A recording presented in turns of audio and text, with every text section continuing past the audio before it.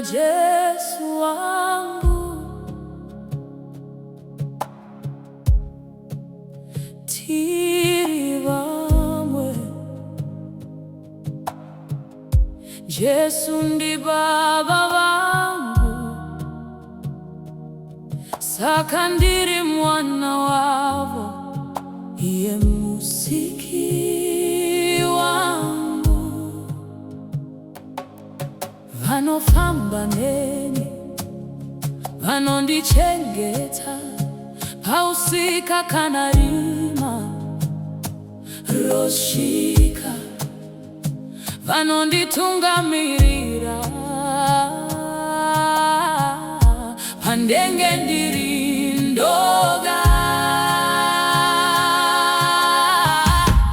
Ini na Yesu wangu tatenderana kufamba tose, mudi wawe upenyu wangu ndoga.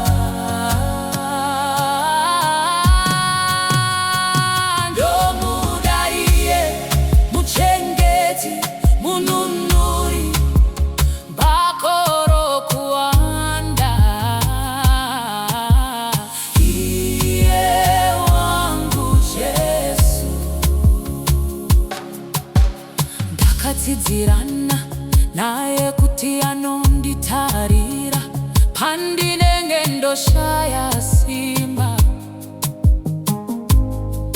Ndakataura kwamuri Mwari kuti ndibate ruoko rwangu. Handigoni kufamba ndega, ndoda kufamba nemi. Ndibatei ruoko ndifambe nemi, ndimi munopa zororo.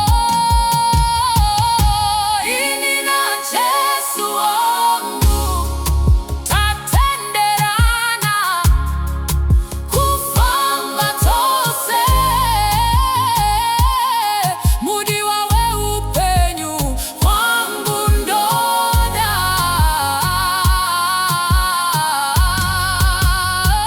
Ndomuda iye muchengeti mununuri mbakoro kuanda, iye Yesu wangu. Hapana akafamba nemi akanyadziswa, wese akafamba nemi nekutenda makamupa zose.